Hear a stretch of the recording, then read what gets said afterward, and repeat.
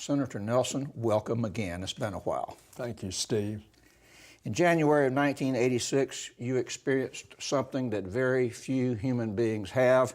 You flew into space on the Space Shuttle Columbia. Looking back on it now, this many years later, what comes to your mind first and foremost? Looking out the window, Steve.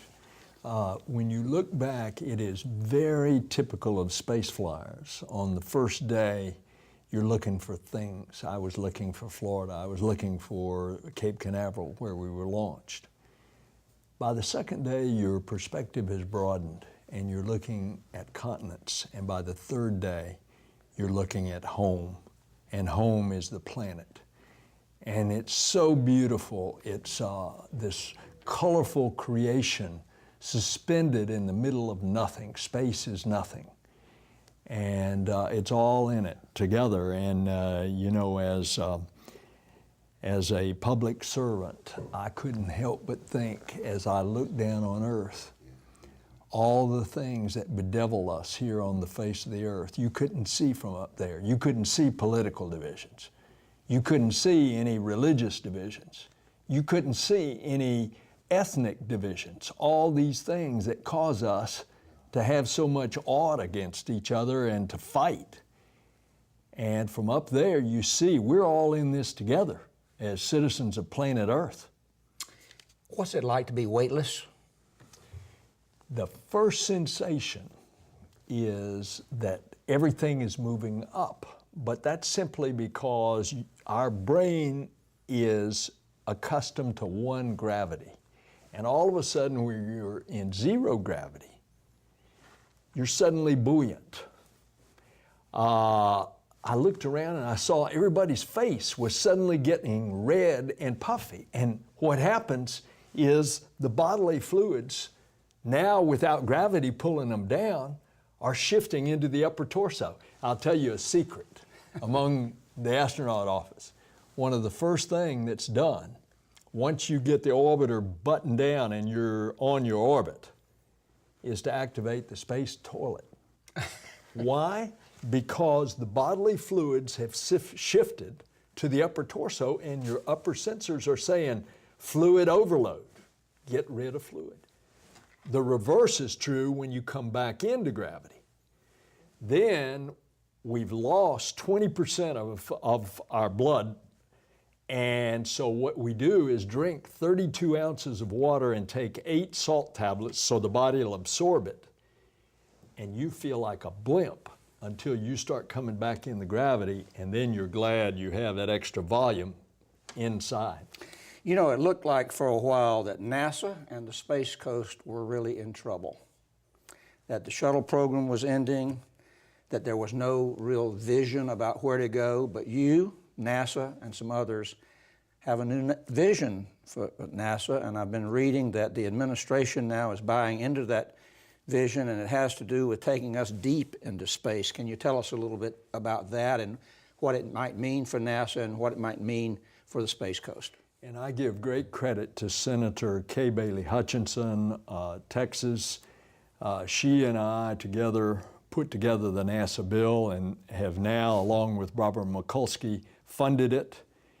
And we've got a great, vigorous space program going now. We're building the monster rocket that is going to take all the components up into Earth orbit, assemble them, and on the way eventually to Mars, we're going to rendezvous and land first as a test with an asteroid in 2025. But in the meantime, we're building the smaller rockets that are the space taxi to take crew and cargo to and from the space station. And then on top of that, we've got a vigorous unmanned space program. We're just getting ready to launch a Volkswagen-sized rover to Mars. And it's going to rove all over the surface of Mars, and it's got 2 eyes that stick up so that you can see almost real time from the time it takes to transmit from Earth to Earth from Mars, see the Martian surface. Wow. Well, what would you say to someone who's watching this, who's thinking, well, that sounds great, but number one, how much will it cost? Is it worth it? And how can we afford it? Well, the civilian space program is less than 1% of the budget. Now, you can imagine what would have happened in Thomas Jefferson's time if he had never sent Lewis and Clark out to explore and then to find the Pacific coast and thus start tying the country together. That's part of our genes, Steve. We've always had a frontier, and we've always been explorers and adventurers by nature, and we never want to give that up. Now we're exploring, not westward, but upward, and as we learn more about the body and the mind, we're exploring inward. We don't want to give up that experimentation and that exploration. That's part of us as a people. From heaven back to earth. And let's talk about some very difficult problems we're facing in our economy, the world economy, Florida's economy. And of course, jobs, jobs, jobs. Florida's unemployment rate is stubbornly over 14%.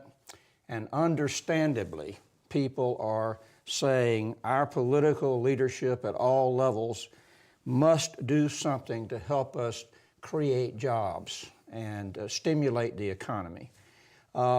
Senator, what can government do to help create jobs? Well, let's understand where we came from. And by the way, the unemployment rate in Florida is now down to 10.6%. That's the most recent figure. But where did we come from? We almost in this country went into financial meltdown, and when Bear Stearns went down first and then Lehman Brothers. And so we had to jolt the economy with the Troubled Assets Relief Program and the stimulus bill, but with the huge problem coming initially from all of the overbuilt housing market. Especially in a state like ours, it has taken us so long with all that excess inventory that people couldn't stay in their houses because they couldn't pay the mortgage payments because they had paid way too much for the houses and just took mortgages that they couldn't afford. All right, now what are we doing to get out of it? Little by little, it is happening as you talk to realtors today. They are making sales. And those sales, albeit at low prices, it's starting to fill up that inventory. Also, you're seeing little by little the national figures of coming back higher employment. Where the higher employment is happening in the private sector, it's being offset in the government sector where state and local governments are laying off of people because they can't afford a lot of the city and county and state budgets that their tax base had supported. And that's happening not here just in Florida, it's happening all over the country. But the net job increase is greater. But we're still not going to solve the problem until the banks can make the loans to businesses and to homeowners that want to stay. Most recent thing that's been announced is people who are still struggling to pay their mortgages and are paying them, the interest rate is so much lower through Fannie Mae and Freddie Mac, they're going to refinance those and get down to this new mortgage rate for a long-term mortgage that's somewhere around 4%. And a family can save $200, $300, $400 per month just in mortgage payments. That's going to help. And then we're seeing little by little that businesses are beginning to feel a little more confident. And if we can ever get the banks to loosen up, and of course the banks say, well, the regulators are being too rough. Well, we're trying to get the regulators to work with the banks so the banks have enough capital to make the good loans, especially to small business. And small business is the economic engine of a state like ours. Do you think, Senator, that there's a fear factor out there? You read a lot about it, that among small businesses and so forth, that there's an unknown. We don't know what's coming next in terms of public policy or whatever. and even a fear factor about the application of the federal health policy. I hear that a lot anyway, so that people are unwilling to hire people, invest capital. Do you hear that? Absolutely. There is a lack of confidence in the future, and now we've got something else looming over us, and that is the economic crisis in Europe. And if they don't get it straightened out, and it looks like they've got a good plan, they're going to pay 50 cents on the dollar on all that Greek debt and stop Greece from going into bankruptcy. But if they can solve that, if they don't, you could theoretically have a bunch of European banks go belly up.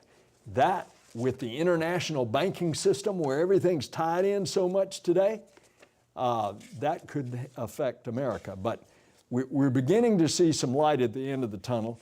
But I'll tell you, to the person who even has a job, they worry, are they going to have a job tomorrow? Or they worry their children are not going to have a better life. And that's where we've got to stoke up the engine of the economy. I think one other thing that's worrying people, and you spoke about it and wrote about it, and I want to close the segment with this and get your comment on it. I think a lot of people are worrying that the political process in this country is breaking down because of partisanship. And you wrote about this. I want to read this, and hopefully you will think that I didn't take this out of context. You wrote about it back in August. I want to quote you. Democrats need to see Tea Partiers as something other than debt limit hostage-taking Republicans. And Republicans need to see President Barack Obama and Democrats as something other than big spending socialists. We've got to stop this attack madness. We have to bring civility back to the public square. We have to put the country back on the path to fiscal sanity. Do you see that beginning to happen at all, or is the 2012 election making this very difficult?